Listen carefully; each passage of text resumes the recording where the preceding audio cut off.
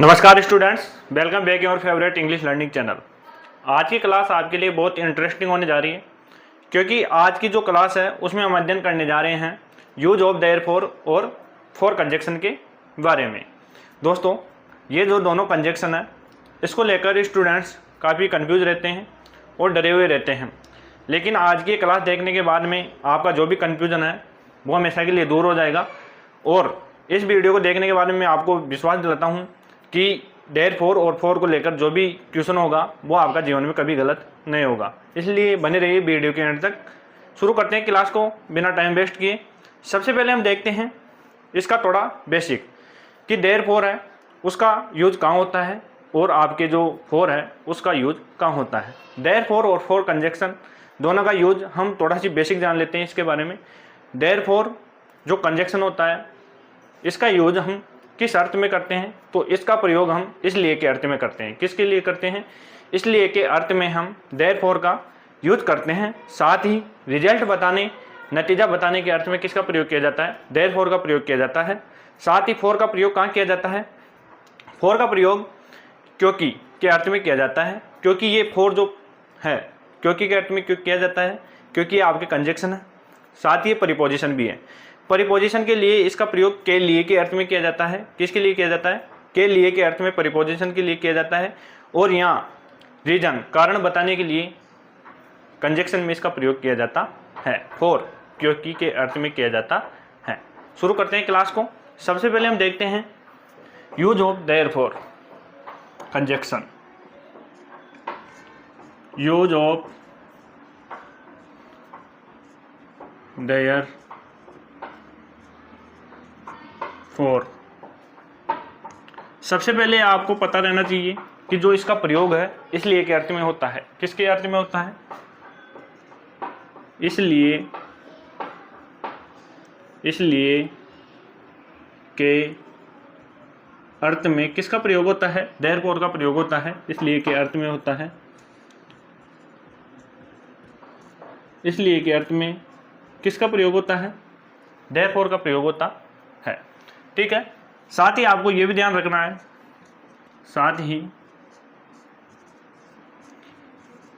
Result यानी होता है नतीजा। क्या होता है?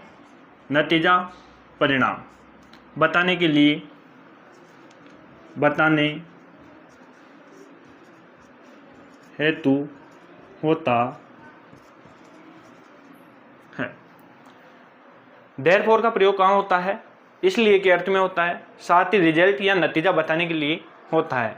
हम बोले he was ill therefore he could not go to school. वह बीमार था इसलिए विद्यालय नहीं जा सका। तो यहाँ हम देख पा रहे हैं कि जो ये एग्जाम्पल है इसमें कारण बताया जा रहा है या नतीजा बताया जा रहा है। तो यहाँ हमें पता है कि नतीजा बताया जा रहा है, परिणाम बताया जा रहा है कि वह बीमार था। क्या था? वह बीमार था इसलिए वह विद्यालय नहीं जा सका। ठीक है। एग्जाम्पल लीजिए।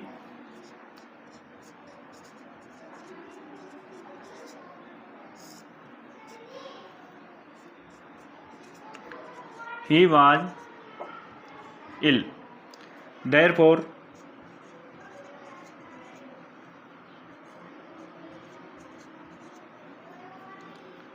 he could not go to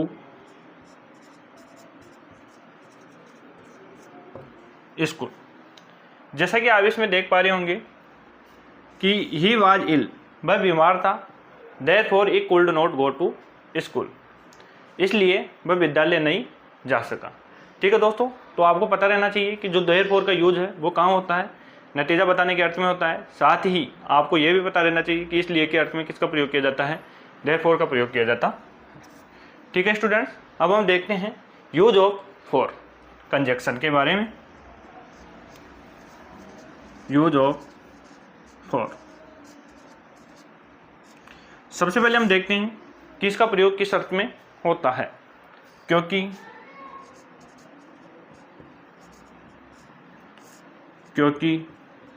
के अर्थ में होता है। साथ ही यहाँ लिखो, साथ ही रीजन बताने हेतु होता है। फॉर का प्रयोग कहाँ होता है? फॉर का प्रयोग आपके क्योंकि के अर्थ में होता है। क्योंकि के अर्थ में इसलिए होता है क्योंकि हम यहाँ पढ़ रहे हैं कंजक्शन। क्या पढ़ रहे हैं? कंजक्शन। फॉर का प्रयोग के लिए के अर्थ में भी होता है, लेकिन वो कहाँ होता है? वो प्रीपोजिशन में होता है। ठीक है, तो आपको पता रहना चाहिए क्योंकि के अर्थ में किसका प्रयोग होता है? फॉर का प्रयोग होता है। रीजन बताने हेतु किसका प्रयोग होता है? किसका प्रयोग होता है? फॉर कंजक्शन का प्रयोग होता है। और फॉर प्रीपोजिशन का प्रयोग कहाँ होता है? फॉर प्रीपोजिशन का प्रयोग हमें पता है किसी भी उद्देश्य बताने हेतु, पर्पज बताने हेतु किसका प्रयोग होता है? फॉर प्रीपोजिशन का प्रयोग होता है। और फॉर कंजक्शन का प्रयोग कहाँ होता है? रीजन बताने हेतु किसका प्रयोग होता है? फॉर कंजक्शन का प्रयोग होता है। एग्जाम्पल लीजिए,